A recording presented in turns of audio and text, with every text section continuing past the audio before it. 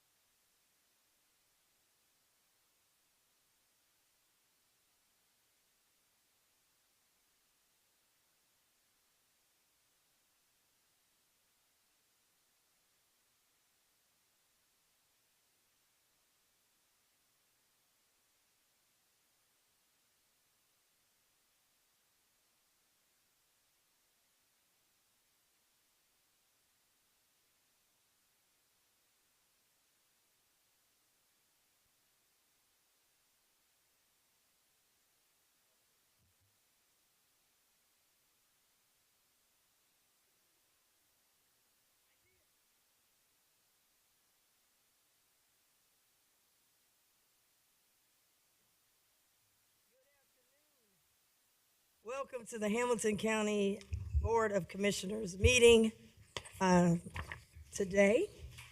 And the date is October the 10th, 2024. And I'm going to ask everybody to introduce themselves on the titles. Christy Rischel, Assistant Clerk. Leslie Hervey, Clerk to the Board. Stephanie Summerall Dumas, Commissioner. Good afternoon. I'm County Commissioner Denise Driehaus. Jeff Aludo, County Administrator. Patrick Dressing, Assistant Prosecuting Attorney. And I'm Hamilton County Commission Board President Alicia Reese. We start every meeting with silent prayer, followed by the Pledge of Allegiance, and just want to keep everyone affected by the hurricanes in prayers. Thank you.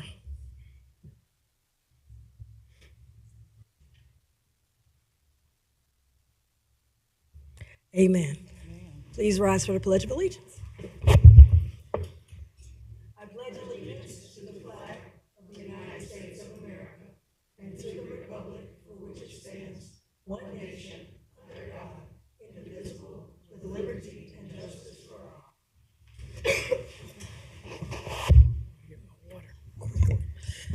All right, I make a motion to approve the minutes of the previous meeting. Second. Commissioner Reese? Yes. Commissioner Driehaus? Commissioner Summer Dumas? Yes. All right. We have some special recognition. This month is Hispanic Heritage Month, and we have a proclamation first and foremost, and then we have some special presentations. So we have a proclamation recognizing Hispanic Heritage Month. Whereas each year the United States observes National Hispanic Heritage Month by celebrating the culture, heritage, and countless contributions of those whose ancestors were indigenous to North America, as well as those who came from Spain, Mexico, the Caribbean, Central America, and South America. And whereas what began in 1968 as Hispanic Heritage Week under President Johnson was expanded by President Reagan in 1988 to cover 30 days starting September 15th and ending on October 15th. During National Hispanic Latino Heritage Month, we recognize Hispanic Latino heritage is American heritage as we promote this year's theme, Pioneers of Change, Shaping the Future Together.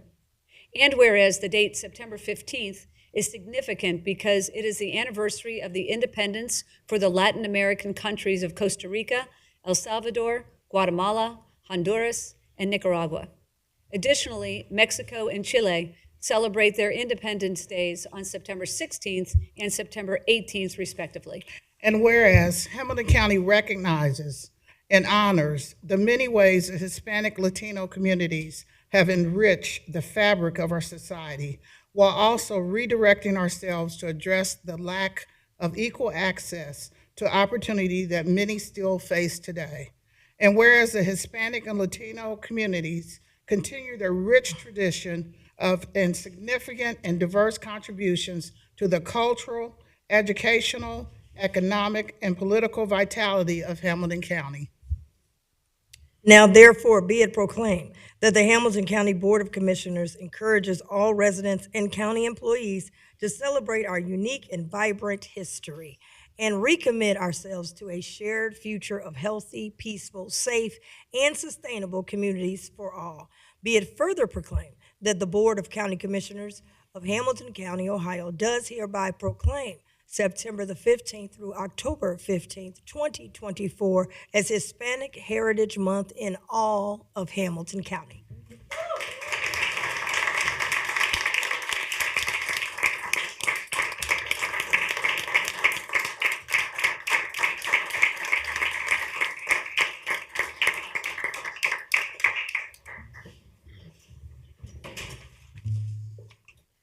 And now we have special individuals that we are recognizing for Hispanic Heritage Month. And each of us selected one or two individuals. I'm excited to present this proclamation on behalf of the board, recognizing Eileen Cobbs in honor of Hispanic Heritage Month. Whereas Eileen Cobbs has built a dynamic career marked by her exceptional leadership and innovation as the Business Development Director for Team Her, private real estate collection. where she's not only thrived, but redefined success during the unprecedented challenges of COVID-19 pandemic, demonstrating resilience and an unwavering commitment to excellence in real estate. And whereas prior to her successful real estate career, Eileen held key positions as a project manager at Navient and a consultant at Paycor, showcasing her visibility, her versatility, and adaptability across several professional environments. Whereas Eileen holds a BS in psychology from Liberty University and has furthered her education with certifications from Honduras College and Schwinn, continually enhancing her knowledge and skills. Whereas Eileen Cobbs is a devoted mother of two and a proud grandmother of three, cherishing her family as her greatest accomplishment and drawing inspiration from them to fuel her personal and professional endeavors. Eileen co founded the Ohio Latino Civic Engagement Group, actively promoting civic participation within Black and Brown communities, and serves as the state director of the Civil Rights for the League of United Latin American Citizens, LULAC, advocating for civil rights and social justice. Whereas Eileen's influence extends to the real estate sector, where she serves as second vice president for the Greater Cincinnati Realtist Association, corresponding secretary and board member for the Ohio Realtist Association, and marketing chair for GCRA, using her expertise to uplift African American and underserved communities through home ownership and opportunities. Whereas Eileen Cobb's passion for empowering Black and Brown communities, along with her dedication to fostering collaboration and promoting excellence in real estate, continues to leave a lasting impact on the industry and the community at large. Therefore, be it proclaimed that the Hamilton County Commissioners, on behalf of its residents and the entire community, hereby extend their deepest gratitude and appreciation to Eileen Cobbs for her invaluable contributions to Hamilton County and unwavering dedication to investing in the betterment of Brown and Black communities throughout Hamilton County and beyond. Be it further proclaimed that Hamilton County Board of County Commissioners does hereby proclaim October 12th, 2024 to be known as Eileen Cobbs Day in all of Hamilton County.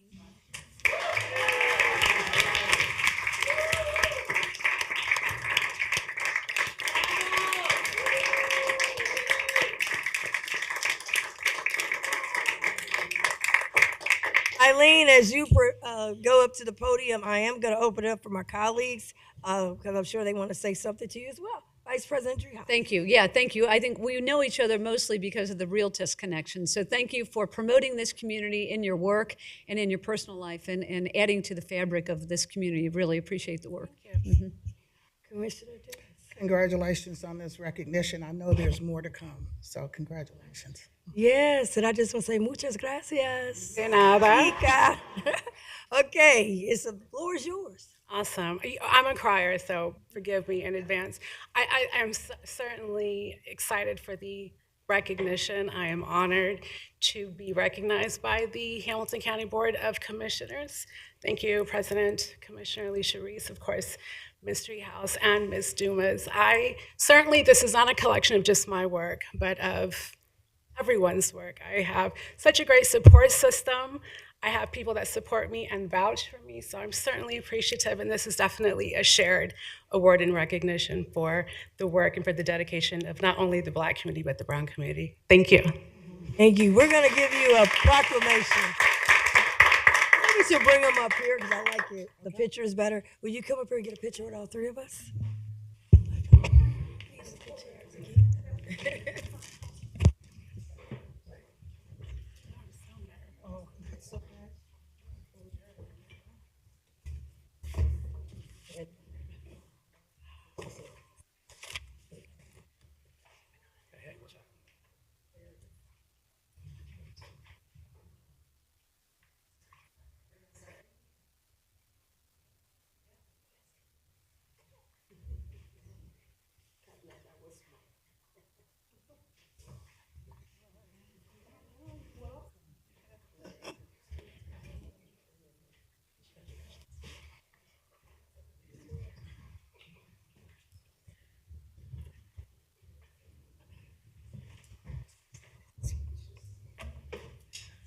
Okay, Vice President Treehouse. These chairs are just so I hard to know. move. Oh my goodness. All right. It is my distinct honor to recognize Sergio Aguian Mata during Hispanic Heritage Month. And just before I read the resolution, the proclamation, I just want to say that Sergio has done such fantastic work on behalf of the county. He has partnered with, he works for CAA, and he's partnered with the 513 Relief Bus, particularly when we've had immigrant populations coming to the bus in need of our services. And so he has been extremely helpful. He's done quite a bit of translation for us, and really is always stepping up when asked, what do we need? And he says, what can I do? So we really, really appreciate all of that you've done for the county. So without further ado, we'll get to the formal part.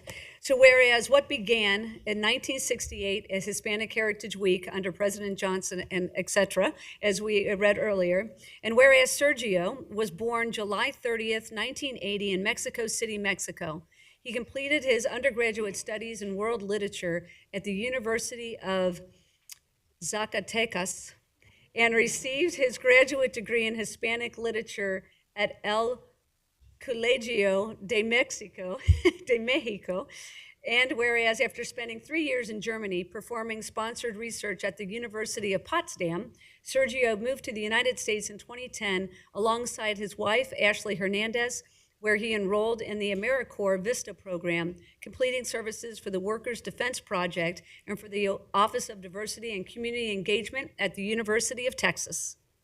And whereas Sergio moved to Cincinnati in 2012, where he began working in the nonprofit sector, serving as the Affordable Care Act navigator for the Free Store Food Bank. He was later promoted to a state benefits specialist and partner agency manager. In 2023, he began his current role as the immigrant liaison for the Community Action Agency.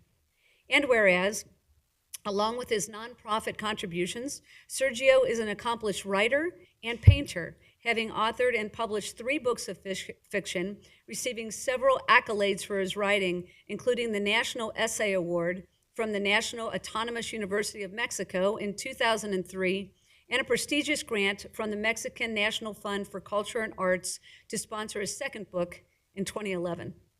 And whereas Sergio curated his first art show at the Art Academy of Cincinnati, titled Fallen into Language, in 2023, which explored the expression of language and was a featured artist for the Carnegie Gallery Suspended Between Forms show in 2024. He is also featured as a subject in the art exhibit Still Moving, which showcases immigrant and refugee communities, expressions at the University of Cincinnati Reed Gallery. And whereas Sergio's impact on Hamilton County has been tremendous, enriching the community through his creative talents and his dedicated efforts towards social change through policy, design, and local initiatives. And whereas during Hispanic Heritage Month, we celebrate the rich culture, history, and traditions of the 20 Latin American countries and territories, Hamilton County is proud to be home to a growing Hispanic community and has strengthened the rich culture of our region, and we encourage all county residents to learn more about Hispanic American culture. Now, therefore, be it proclaimed that the Board of County Commissioners of Hamilton County further recognizes the significant contributions of Sergio and does hereby proclaim October 10th, 2024, as Sergio Aguian Mata Day in all of Hamilton County.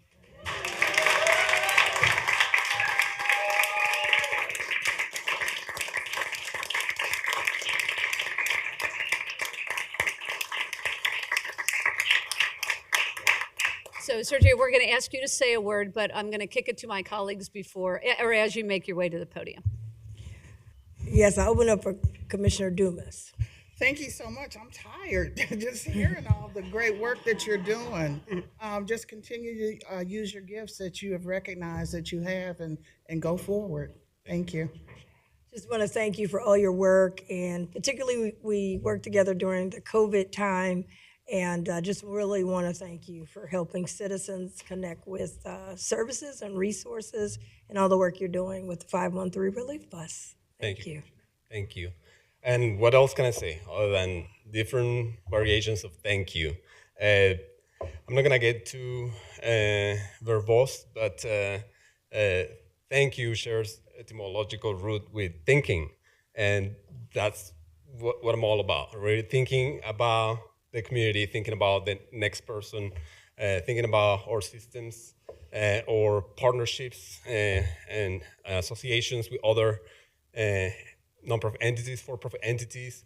It's just about finding your place, I suppose, in the community, and how can you most efficiently serve in your role.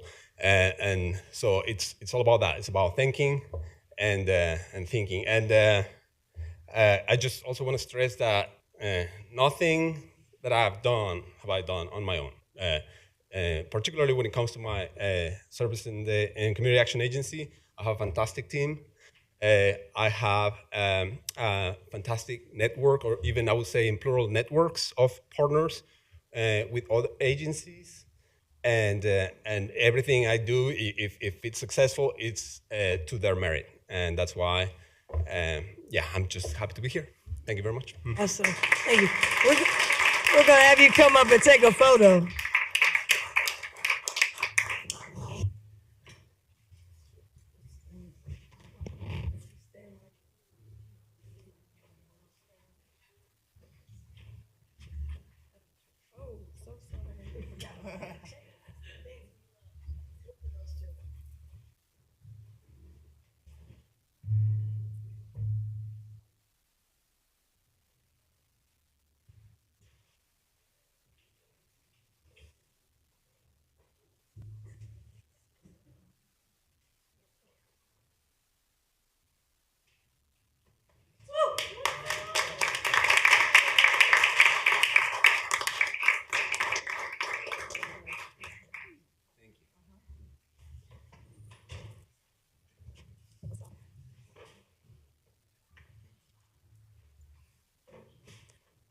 Okay, Commissioner Dumas. Thank you so much. And our office chose a very honorable young lady. Judge Zayas, I would like for you to stand up here the whole time, so it's not like a mystery who we're talking about, and they can gaze upon your greatness, okay? And so I'm just so honored, just in general, I'll say a general statement. I know our first paragraph from these proclamations talks about in 1968, it was declared by President Johnson Hispanic Heritage Week. But it wasn't until 2019 when I got here, we were not celebrating cultures. We were celebrating people, maybe.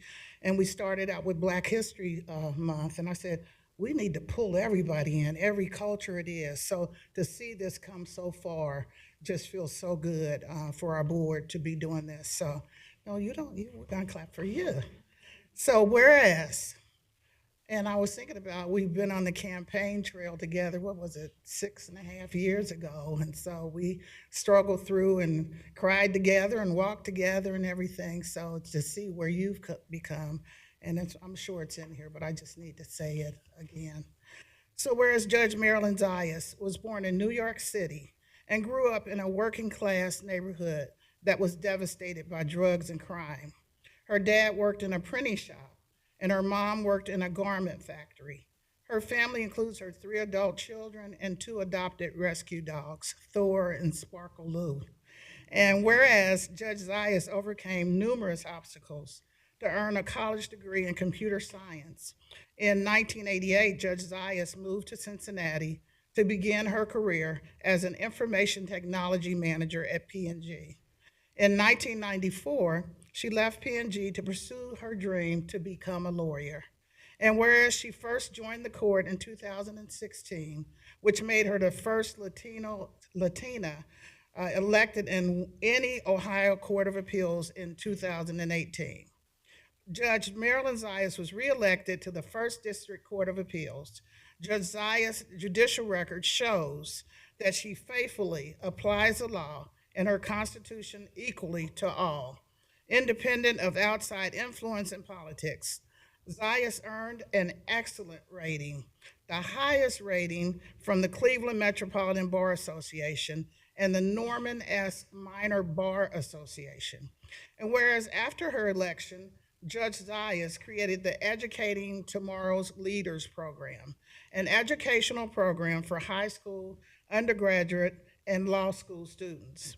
And whereas Zayas served the community as an attorney for nearly 20 years, litigating in both state and federal courts, and founded her own law practice. She also served as an adjunct professor at her alma mater, the University of Cincinnati College of Law, and provided legal training to judges, magistrates, attorneys, and the Cincinnati FBI. Whereas Judge Marilyn Zayas was selected by the prominent National Hispanic Bar Association as the 2024 Judge of the Year. Woo-hoo-hoo. ABC's Good Morning America celebrated her community contributions as a GMA 2021 Inspiration List. Who's making Hispanic Latino history right now? She was one of the 2021 City of Cincinnati City Council Women's History Month honorees and many other awards, too numerous to count. Now therefore be it proclaimed that Hamilton County Board of County Commissioners and the citizens of Hamilton County recognizes the many contributions of Judge Marilyn Zayas and Hamilton County, and now be it further proclaimed that the Board of County Commissioners of Hamilton County, Ohio, does proclaim Friday, October the 11th, 2024, as Judge Marilyn Zayas Day in all of Hamilton County.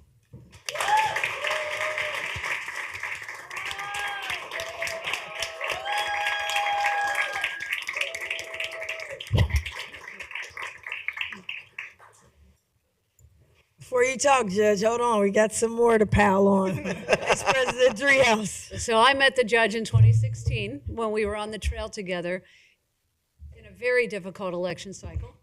And the judge managed to win and went to the bench.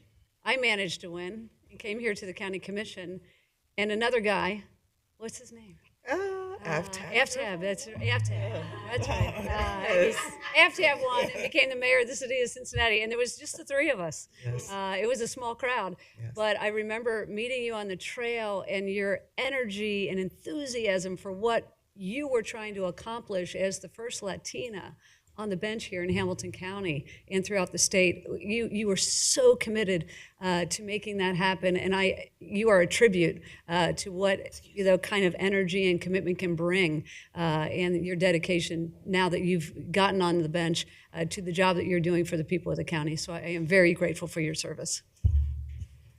I just wanted to add what I love about you, even though you're the first Latina, you're making sure you're not the last woman or the last Latina, starting, reaching out, starting a program, training women to be able to learn from you and be able to follow in your footsteps and you're a trailblazer, but you're making sure others can come along the trail. And that's what I really do appreciate, everything about you. Obviously, one of the things I love about you, you're a fierce campaigner. I love it. That's my style too. So I love to see that you weren't afraid, and you're never going to meet a stranger. You're going to go up and talk to them, and I just really love that about you. And then I would say the other thing I love about you, I know you started off, you lived in Anderson Township, that was great, but you said, I'm moving, I'm going to downsize, but I'm going to move and stay in Hamilton County and live in downtown on the banks. I said, well, aren't all the young people? You said, that's where I need to be, with the young people. So I just love it, and when you're out eating, they're always stopping you like, my neighbor. So again, thank you. Your resume, of course, is impeccable. Your hard work from the bottom up is to be commended. And again, happy to support. I appreciate you being honored today, and I thank you for all you're doing, getting the next generation ready to go as well. Thank you. Thank you so much. Thank you. My friend Gwen, who's here, always says, teamwork makes the dream work. And I want to dedicate this recognition first to the county commissioners. And I really want you to really understand where this is coming from, because not only am I the first Latina appellate judge in Ohio that's been elected, but in the tri-state, and I'm the only Latina judge in an appellate tribunal in the Midwest serving right now, okay? Unfortunately, Hispanic Heritage Month has often been relegated to what I call food, fun, and fiesta. And the reason I'm dedicating this to you is because you recognize that this community is much more than that. You recognize that the contributions are much more than that. And Commissioner Dumas, I really want to include you particularly in this because clearly you recognized this when you took your seat. And I've always considered you to be a very dear friend. You remember when we first met, you were very direct with me. And I knew we were going to be friends because I felt the strength of your character and the warmth of your heart. Thank you. And every time I meet you, I always feel that. Thank you. I also want to dedicate this to the people of Hamilton County that entrusted this important seat to me.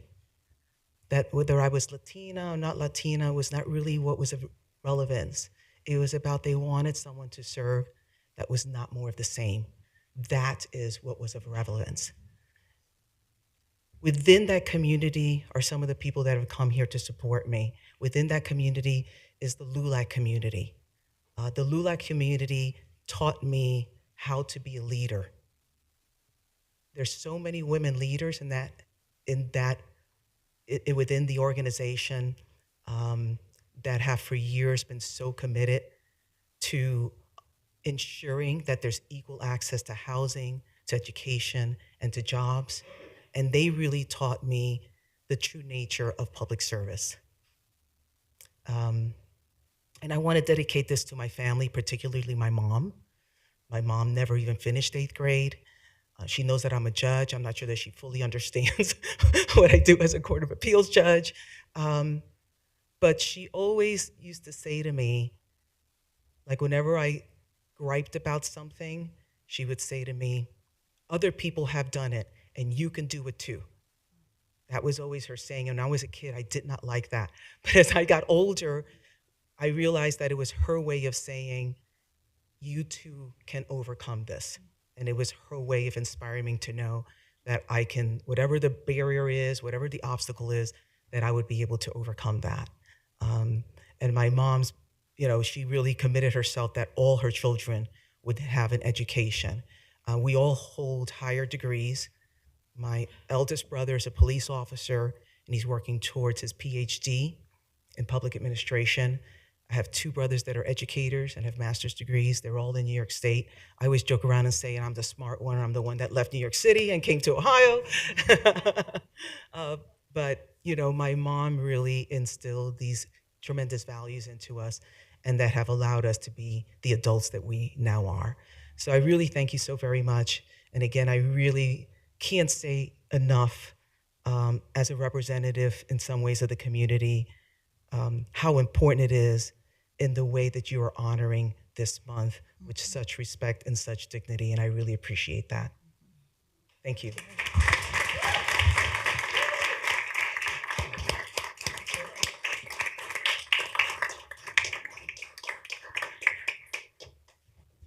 Now, let's re-elect the judge. That is a good thing. I love it. Isn't it? Look at her.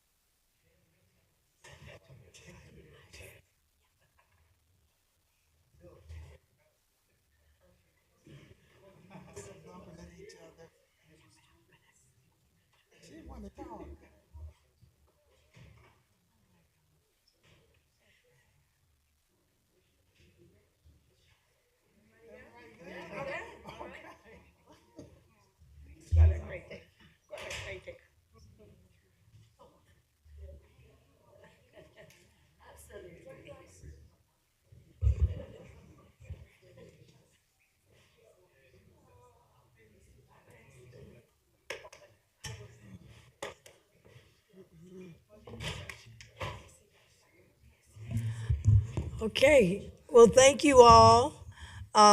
We'd love for you to stay. We have very exciting meetings here. However, I know you may have to go. If you need to go, now is the time. If you want to stay, you can. We're getting ready to get into our agenda. I know you might have to, Judge has things to do. Appreciate you guys. Thank you. Bye. See ya. Eileen has real estate to sell. She's gonna get out. Okay, so this is the time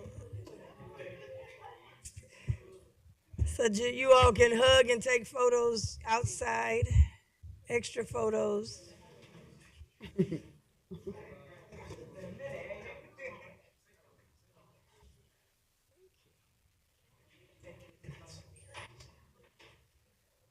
Okay. Now we will go to, we have no cards. We have no cards. Okay. No cards, no one for public comments, so we'll go to Vice President Driehaus for your comments or resolutions. Okay, thank you. What a fun presentation that was. I love that presentation. Just a few things.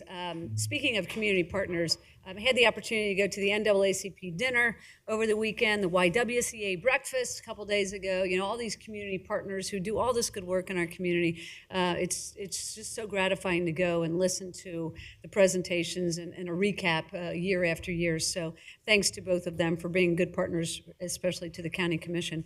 We went to a LAD press conference. We are putting our money where our mouth is when it comes to housing for people with disabilities. And so we've got 36 units for people with disabilities coming online.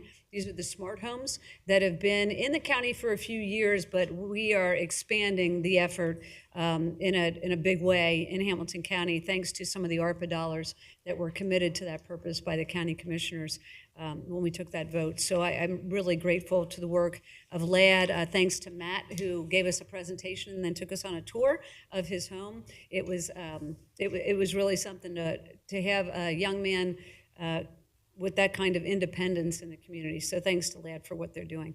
I also delivered a proclamation on behalf of the commission at the Willow Run opening. So Willow Run is a bourbon experience. It's down at 7th and Walnut. It just opened like yesterday. And so we were there for the ribbon cutting. It's a pretty exciting venture. I would recommend it to anyone. It's a really cool space. And again, you don't have to drink bourbon, but if you're a bourbon drinker, you're really gonna enjoy it. And then last night, I presented a proclamation on behalf of the commission to Linda Sider, who is retiring from Caracol, one of the leading agencies in this community related to HIV/AIDS, related to addiction, related to all things that once had stigma surrounding them. And Caracol, with the leadership of Linda Sider, has moved those issues forward, has served this community in a really courageous way when others were apprehensive about stepping forward related to some of these issues in our community. Linda was always there. She was always the one saying, I'll do it. I will move this community forward in a way that maybe others were not willing to. And so I will always be grateful to her. One instance in particular related to the Addiction Response Coalition is we were approached about a vending machine for Narcan, for fentanyl test strips, kind of a cutting edge technology to provide access to individuals that need those products, but also a touch point to a social worker, because they have to contact a social worker in order to get into the vending machine for the products. And many people have sought out recovery through that mechanism. Linda Sider was the one years ago that said, that's something we should invest in. And now we have followed suit as the county. So I am really, really grateful for her courage, as I said, and kind of being a forerunner in so many ways. And then lastly, we just got back from the Firefighters Memorial annual occasion where we remember people that have lost their lives that used to be firefighters in this community, and grateful for their service and thankful to their families for their sacrifice. Thank you.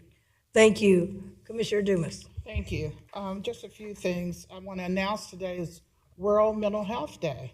It was established on October the 10th in 1992 by the World Federation for Mental Health. And as a agency, Hamilton County in general is very cognizant of those who need mental health treatment services. We provide all types of incentives for our employees to seek help as needed. And the theme for World Mental Health Day 2024 is Mental Health at Work. And so I attended the webinar for the White House Office of Intergovernmental Affairs, the weekly call, as I do. We had an MSD public hearing in Madeira, and I attended the NAACP. Wait a minute, I didn't attend that. I was supposed to attend that. She wrote it down. I'm thinking, wait a minute, I wasn't there. I'm sorry. I can't lie. And then there was a virtual webinar on community juvenile justice services, which is very interesting. I also was part of a webinar for Black Leadership Conference on Monday. I also had a virtual with Robin Walker, who is, was one that we recognized for our Inspire grant for Build Your Own Computer. She's having a conference and asked me to come and speak to some of the people there, and I'll be doing that in early November.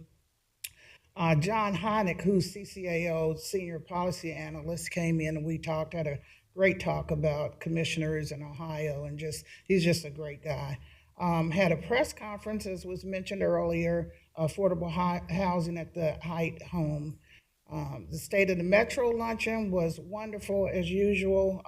Metro in that issue 7, if you ever said there was a levy that you should not have passed, this is not the one, because they are overabundantly, exceedingly doing more than I could ever ask and think. They just care about people.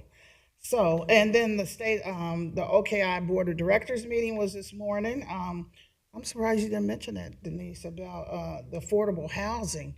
And on their website, it's not up yet, but you can get on there and you can look where housing, where there's vacant housing, where there's a lack of housing, where there's overcrowded housing. It just has everything you can think.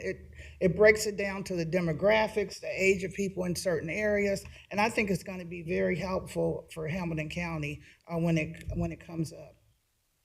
And of course, as was mentioned earlier, the Firefighters Memorial is always one of my favorite things to go to, where they recognize the families of those who have lost their lives. And it's just it was put on so well, and we represented and gave a proclamation. Also had a virtual with Michelle Smith. I'll be speaking at their conference this Saturday, a reentry conference for clients and families. I think that will do it for me. Thank you. I might come up after you finish and say, like I always do. My brain clicks in, but okay. Okay. I think that's it. Okay, great. I want to start with LAD. I remember when, first of all, I don't want to start with LAD. I want to start with this board. We had to make tough choices with $158 million from the Biden-Harris administration. And it's the first time in the history that I know, at least my lifetime, where the government wanted to help bail out the people directly, the American people directly, Hamilton County people directly. Normally it's through an industry, and they hope that it trickles down to help the people. They bail out the banking industry, they might bail out the auto industry, but never the American people. And they gave it to Hamilton County, they gave it to different counties, and our county did, I think, exceptionally well. We were all three in Washington, where other counties were struggling and we're talking about giving money back, and we're like, We decided that $40 million, the largest allotment of government entity in Hamilton County's history, to put toward affordable housing. There was a process. We had people here talking about what's the needs are, the different organizations that deal with housing.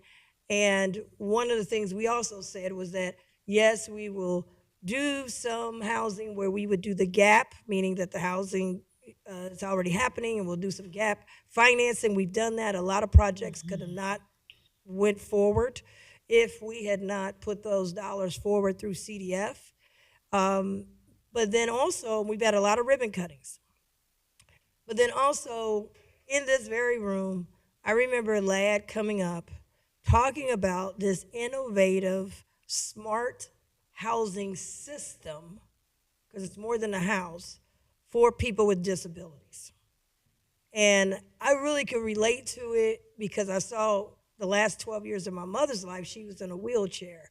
And you take a lot of things for granted if you're not in those type of situations. And not everyone with disabilities in a wheelchair, but I got to see a lot of things. The house, it was hard for her to navigate, cook. Her biggest thing was, I do not want to lose my independence.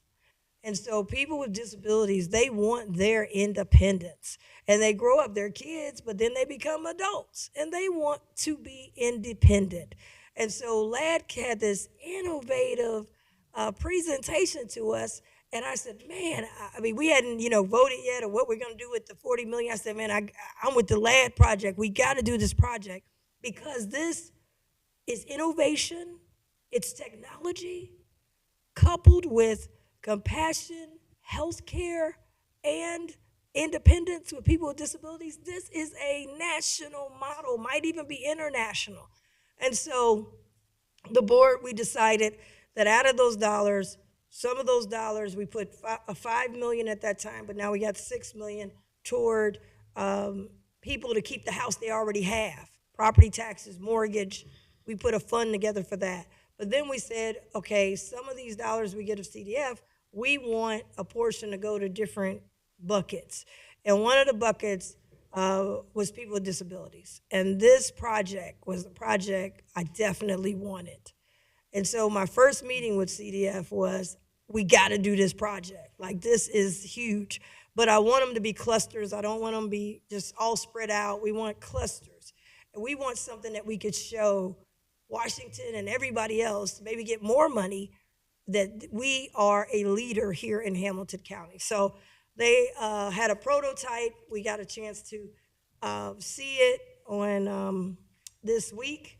And we got a chance not just to see it, but we announced the $4 million to go toward this, to expand it. So we're talking, people are saying, this affordable housing, are you only doing City of Cincinnati, and City of Cincinnati needs it? But no, that's Anderson Township. It's getting ready to go to Coleraine Township. It's going to Springfield Township.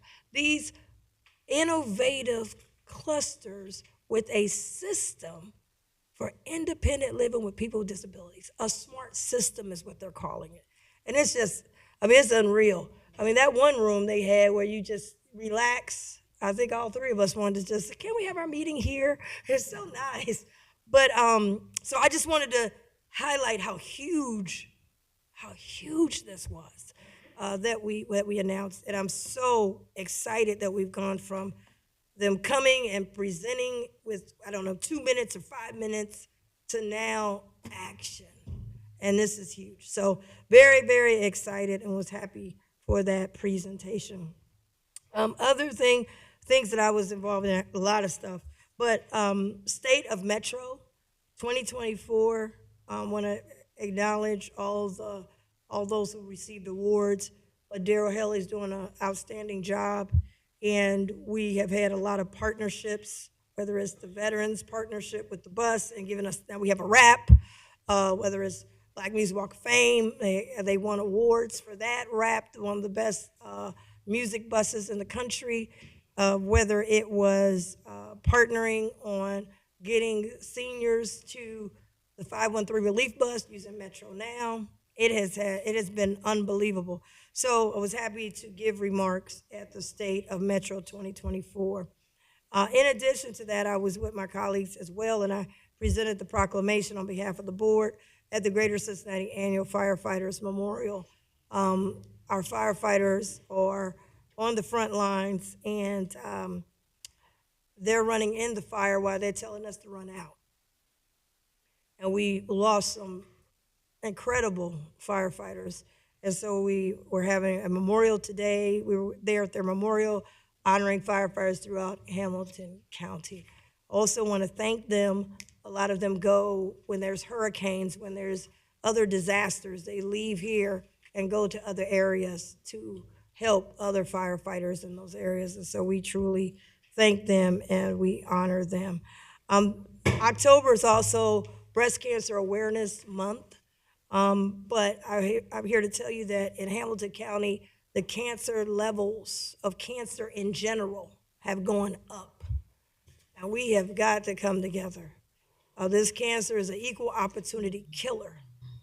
And so you may have heard me talk a lot about this, trying to get this cancer caucus together. Well, on October the 15th, next Tuesday, we'll have the state of cancer. There'll be a forum of experts to tell us where we are as a county, which cancers are going up, which ones are going down, and what can we do. And excited to have a great group of doctors that will also participate, along with our health commissioners, Kester and Mussum. We'll have cancer survivor Kate Schroeder, Dr. Keith Melvin, who's a physician, deals with a lot of cancer, and also is the co-founder of the Black and White Cancer Ball that happens every year, which is a huge celebration of cancer survivors.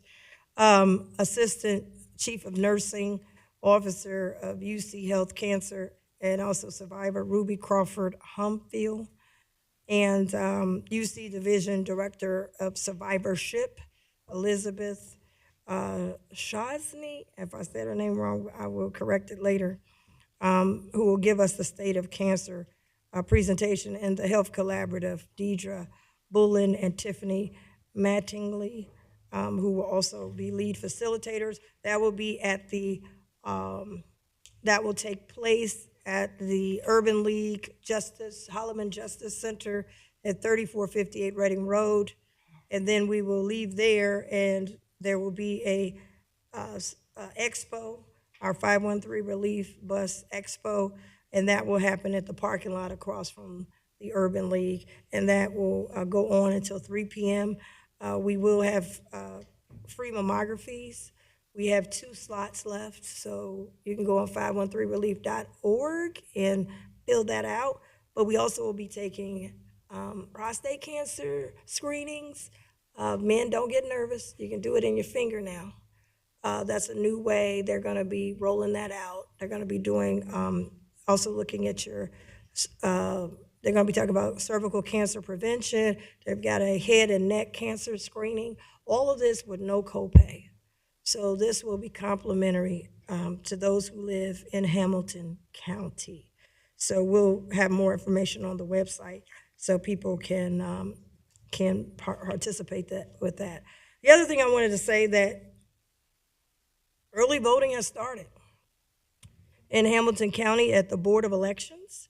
And this week it goes from 8 a.m. to 5 p.m. Monday through Friday. The numbers are up compared to 2020 from what they told us. And so people are coming out and voting. They broke the record on our 2020 record was broken the first day. 2020 record, the second day record was broken, and they're trying to go for breaking the record again this third day. My only question that I do want to put on Mr. Ludo, something to look into, 2 things is, one is the accessibility of those who are with disabilities. There was a witnessing of 3 senior individuals who have fallen over there. So I just want to double check to make sure our accessibility, certainly we want to have safety and we have rules, but we got people walking on canes, can barely walk. I know we're supposed to have some wheelchairs available. Maybe they need to be out about instead of people, by the time they get to the door, then, oh, we got a wheelchair. Well, I've already failed twice. So we just need to, I don't want to see that. That really bothered me. So if you can check it out. Second is the restrooms. Now, I know they're saying, well, you used to could come in as long as you don't have on any paraphernalia, has to be, covered, to use the restroom. We've got people out there with high blood pressure, diabetes, senior citizens, got to use the restroom. And these are being paid with public dollars. So I don't know why we would say we don't have a public restroom when the public is paying for the facility. So I really want us to look into that. I don't know if the prosecutor's office can. I don't know if you all are compromised at this time or if you can. But I want to know if these are public taxpayer dollars paying for the facility, we're paying for the restroom. And I just don't think it's right.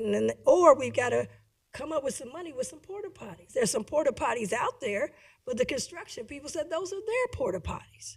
You can't use their porta potties. They got some construction going on. So I don't know how the taxpayers are paying for all this stuff. And it's not a private business. It's not like, the restaurant saying you got to buy something to get something. But I just don't know if that sets well with me, where the public is paying for the rental of the place. That includes the restrooms and everything else, but don't have access to it. Or we need to get some porta potties out there. So I just wanted to highlight that because that has been a major difference this year, and it's a major complaint this year. And these restaurants are saying, what are you doing coming to my restaurant when you're over at the Board of Elections? So is the Board of Elections not allowing public to come in and use the bathroom? Yeah. That's something new. Yeah, that's new this year. They're saying that possibly the Secretary of State, but I don't know. I need to know legally because how do we, like you said, we passed the budget on behalf of the taxpayers' dollars, and now they can't use the restroom, even if they're covered up with no paraphernalia, and the bathroom is in the back. It's not over where you actually vote. So we got to come up with some porta potties or something, because a lot of people have been complaining about it. My last thing that I want to highlight, as I've been asked, all of us been asked a lot has been brought to us about our bingo lease negotiation. And I want to reiterate again that the presentation that was made from the consultants is not the board's presentation or the county's presentation, because people say, oh yeah, y'all want 1.3 billion. No. This was to show here's one possibility. For me, I don't even want to see any pretty pictures till we talk about the lease. But then, and that lease is horrible, and I want to reiterate again, because I started hearing people say, oh, you guys got this lease. No. None of us here was around 20 years ago that approved the lease. Unfortunately, the people who were around are not around, but they strangled the voters to something that it didn't matter who the commissioners were. They had to go with this bad lease. There's no one in the country, NFL team, that I could find, and that I'm told there is none, that has a lease like ours. 95% of all cost, the taxpayers pay. The water bill, the gas and electric bill, the rental for their headquarters, the parking, MSD, insurance, and the list goes on. 95%. And the ownership only pays 5%. Then this article comes out, Forbes, coincidentally, that was just here, but Forbes magazine comes out with an article. Because it's interesting, Mr. Ludo, one of the things that we've been saying for us to even get moving is, can they open their books? Can you open the books? They said, no, we don't have to open the books. They even got a naming rights deal, Paycor. Remember, we went to bed, and then we woke up, Paycor was on, the sign was already up. And it was weird because the City Planning Commission didn't meet till Monday, but it was already up on Sunday. Never heard of that. But with that being said, and put up, I don't know if it was our employees, I think were the ones putting it up. With that being said, we've been asking, how much did they get? They said, oh, you can't open their books. You said, let's sit down. How much are you making? You can't open our books. We can't do it. But it's interesting, in this article, it goes on to say that they sat down to determine, this is from Forbes magazine, don't blame me, it's blame Forbes, to determine its findings, meaning who would be the richest in America. Not the richest in Hamilton County, not the richest in Ohio, in America. To determine its findings, Forbes spoke with 400 members on the list, in person, virtually or by phone. Now, we can't even open the books now, right? The finance publication also interviewed their employees, handlers, asset managers, financial advisors, their rivals, of course, peers, and attorneys. Now, we paying a bunch of attorneys supposed to be sitting down with each other, but they can't open no books. So Forbes went on to evaluate thousands of securities and exchange commission documents, court filings, probate records, and news articles to look into the count of all the assets to come up with who is the richest. They would go on to say, Mr. Brown's fortune stems from owning the Bengals, who are worth roughly $4 billion. $4 billion. Several members of the Brown family are also involved with the team, including Brown's daughter. Of course, we know all the work that Katie is doing, which is great. And it says to determine, it goes on how to determine it. But my point is, we can't even have a negotiation because we can't even open the books. We can't even get into the stadium. What's going on over there? We don't know what's going on over there. We could come in on the game like everybody else come in, buy a ticket and take a seat. So I'm just saying, as we're looking at, they said we can't afford it, we're a small market. It says you're worth $3.9 billion, team worth $4 billion, and you're one of the richest in America. And then we're here with an NFL deal, a lease agreement. Don't get caught up in, oh, do I want it? What the concrete look like? No. We got a lease that's 95%. We pay for everything. The poor people, the taxpayers that's trying to hold on to their little house, the taxpayer trying to hold on to their little job, the taxpayer trying to go to Kroger's and see if they can afford some eggs and bacon. We paying 95%, and they only pay 5%, which when they talk about the charitable, they went on to talk about each of these people charitable, and they indicated that they give less than 5% to charity. I don't know about that. All I know is $30.9 billion. We've been trying to see the books. Mr. Ludo, you said we couldn't get to the books. Mr. Prosecutor, we ain't been able to see the books. And it's hard to get a deal if you don't know, you know what we got. We got a $1 billion budget, all funds, but we don't know what you have. And so it makes it very, very difficult. So I'm going to ask again, Mr. Ludo, as you move forward with negotiations, that we've got to understand what kind of numbers we're dealing with. And I'm going to be on record to say, for me, I'm not going to support raising any taxes. No more tax. I'm not going to raise no taxes for this. And then secondly, and I think our board, I don't want to speak for them, but I think they've said similar things as well.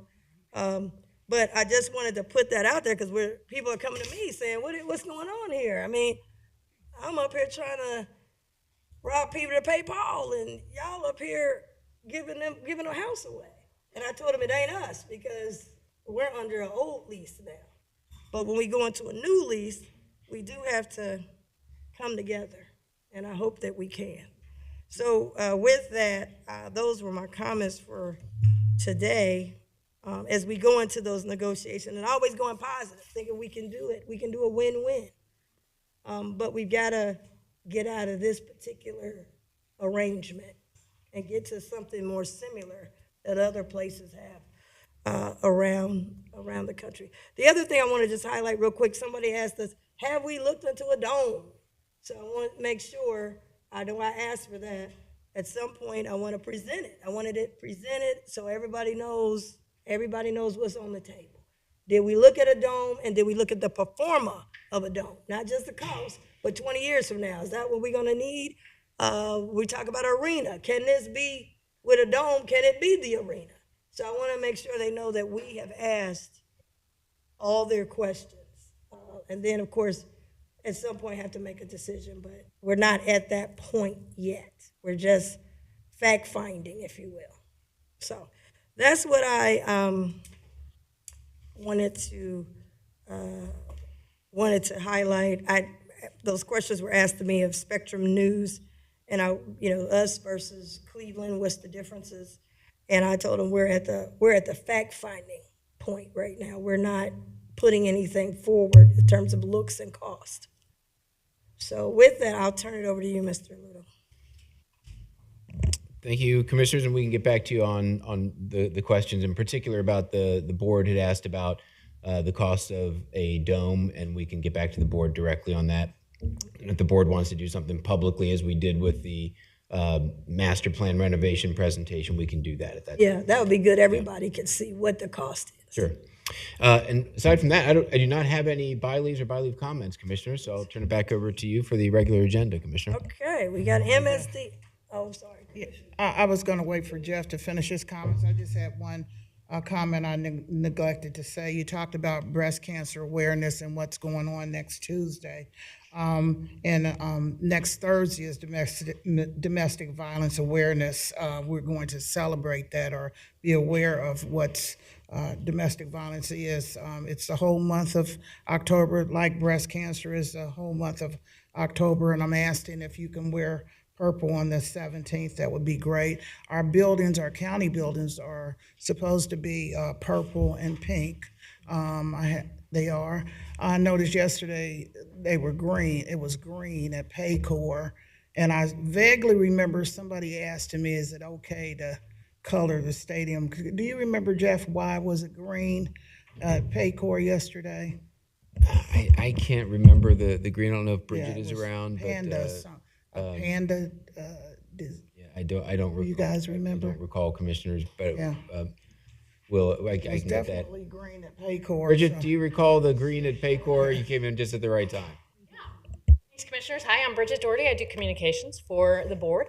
And we do the county buildings, the county-owned buildings that have the LED lights. So it's the courthouse, JFS, and the juvenile court building. We've not changed the colors of the stadiums. Paycor was green. Huh? Yeah, sorry, I don't know why Paycor was green, but when we typically light up the county buildings, it doesn't include the stadiums. Yeah, it was either yesterday or today, I believe, because I was going to write your note late, and I said, I'll just wait. But I'd like to know, and I would say just as a board that we hesitate to agree to change any colors because we don't get that much time on breast cancer or domestic violence. So if you can check that out, that would be great. Okay. Because once again, if they made it green without our permission, that would be not nice. Okay. So you want the stadiums, is what you're saying, is both stadiums. You want to also, everything that's owned by the county, I guess is what you're saying. Yeah. We all know. Bridget, is it? Currently we do the county-owned buildings that are like the administration buildings, but we haven't done the stadiums. We could look into that. Oh, we definitely have to do the stadiums. Okay, I didn't know that. Thank you. All right. That's all I had. So wear your purple on next Thursday, please. Thank you. And when you want to wear the pink? Oh, I got to get the date. I don't have the date in front of me. Okay. I'm sorry. I'll get that to everyone. What day for the pink, but the ladies come down. Okay, MSD. Oh, we forgot to say that we did have a public hearing. Oh, I said it. Did you say it? Oh, thank you. Thank you. Afternoon, Commissioners. Ryan Welsh, MSD Deputy Director. I've got with me here today the MSD Director, Diana Christie, Principal Engineer, Sarah Kramer, and Lauren DeGaricia, who would normally be here speaking to you. We bypassed that because I understand there might be questions about this specific project, and I would be up here anyway. So the purpose here is to ask for your consideration and approval of an early work construction funding for an early work package for the Mill Creek Wastewater Treatment Plant High Rate Treatment Facility Pump Station. The request is for $15 million to start construction on the large project that is in our consent decree proposal. This will start construction. It will fund the relocation of the documents that MSD is required to keep, our records.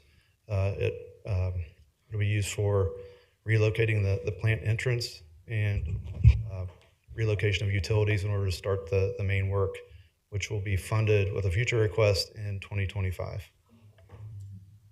So, if you have questions, I'm sure you do, I'm ready to answer. Okay. Vice President Treehouse. So, yeah, my only question is the $15 million amount, that was the amount anticipated when we did the plan? So the 15 million is part of the total package. There was never another, we've known for, so you mean the consent decree proposal? Yes. At that time, we did know that we were going to be moving forward with the early work package. And it's never changed. It's always been a $15 million early work package. And as far as the timing on this, are we on time with this? I mean, I know we sometimes are delayed. This one is on time, yes. Thank you. Commissioner Dumas? I don't have any questions. No questions? Okay, no questions. I'll make a motion to approve item number 1. Second? Commissioner Reese? Yes. Commissioner Dreehouse? Yes. Commissioner Summer Dumas? Thank you. Mr. Aludo? Thank you, Commissioners. And before I go into the consent agenda, just doing some very quick research here. Notice that there are some facilities throughout the region that have lit up green for Mental Illness Awareness Week. So I don't know if the Bengals had received a request for that, but we can follow up on that, Commissioners. That helped me, not just that, but the fact that I thought we were putting color on our stage. Yeah, well, and we can follow up definitely on that. No, I mean on the issue of coordinating with the rest of the county's colors, right? Consent agenda, Commissioners, for your consideration. Beginning with item number 2. This is a resolution accepting the amounts and rates determined by the Budget Commission to bring in the necessary revenue for the levies that have been passed. So essentially, the Budget Commission meets, and the Auditor's Finance Department certifies the rates associated to bring in the amount of revenue that was approved at by the taxpayers. This certifies that amount to the ballots, and under the revised code requires the Board of County Commissioners to certify that. Item number 3 is a budget adjustment. There's 2 items here. One is the Clerk of Courts, and the second is for the Prosecutor's Office. Specifically, the Prosecutor's Office is a grant associated with a victim's advocate for a child sexual assault through a grant that they have received. Item number 4 is a resolution accepting sales tax for 3 receipts down at Paycor Stadium in the amount of $21.79.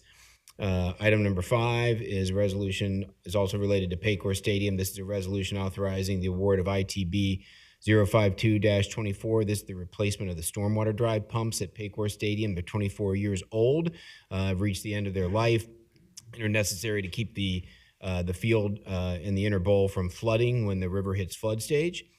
That's for $263,800. Item number 6 is resolution P157-24. This donates obsolete equipment from the Hamilton County Coroner's Office to the University of Cincinnati Chemistry Department in the amount of $600. Item number 7 is under economic development is a resolution concurring with the recommendations of the 2024 Tax Incentive Review Council of the enterprise zones and community reinvestment areas that are administered by the county. The board heard a presentation on this from Alloy a few weeks back at a previous staff meeting. This is the resolution approving of that TIRC recommendation. Item number 8 is a resolution approving an agreement between the board and Valley View Foundation. This is a recycling grant with Valley View through the Solid Waste Management District for $129,330. Item number 9 is a resolution authorizing the award of RFP 044-24. This is the execution of an agreement between the Board of Commissioners and Danson, doing business as Aegis Protective Services. This is for security guard services at the Black Music Walk of Fame. In the amount of $831,670. That's for a 3-year period. That's one year and 2 option years, so that amount is over those 3 years. Items 10, 11, and 12 are 3 items to update our personnel policy manual with regards to conducting a respectful, inclusive, and supportive work environment. So these are 3 resolutions that just simply upgrade our policies to what we think need to be there to support an inclusive and supportive work environment. I know Frank Spataro is here. If there are any questions specifically about these, I think the board received a report from Frank yesterday summarizing these. Then we have some JFS items, Commissioners. Item 13 is a resolution authorizing an agreement for independent living services with children having options in caring environments or choices for $100,000, again, for independent living services. Item 14 is authorizing renewal number 2 and an amendment of a single source agreement with Hope Haven for Girls. This is for group home services valued at $1 million. Item number 15 is authorizing a contract between the Family Nurturing Center and the Board of County Commissioners for parent education services in the amount of $250,000. Item 16 is the report of no objection to one liquor permit by the Sheriff's Office. And Commissioners, that is your consent agenda. Happy to answer any questions. I'll open it up. Vice President Treehouse. Thank you. I just wanted to call out items 10, 11, and 12, and thank Frank Spataro and the other folks in HR who are codifying what I was shocked that wasn't in our policy. I mean, when my staff pointed these out, I was like, what are we doing here? And I was surprised to learn that we hadn't put into writing how we want to have a respectful, inclusive, and supportive environment in the county. So thank you for having the sense to put this in writing so that everyone's very clear on where we stand here at the county. I would be curious to know if there's anything else that's still outstanding that we need to include, but I'm very grateful that these 3 items are here. And I know there were other folks from the county, I guess they had to leave, but I was grateful that they were here as well to weigh in and be supportive of this change. So thank you for that. Okay. Commissioner Dumas? Thank you. Just one comment. Item 6, I noticed what the coroner was doing as far as obsolete equipment, but I also progressed to where we normally have travel, and there's no travel this time. So I had asked you about mandated travel for the coroner's office, if you could give me that. The budget office is looking into that, Commissioner, so as soon as we have that answer, we will forward it on to you. Okay, I appreciate it. That's all I have. Okay. I'll make a motion to approve and accept for the record items 2 through 16. Second.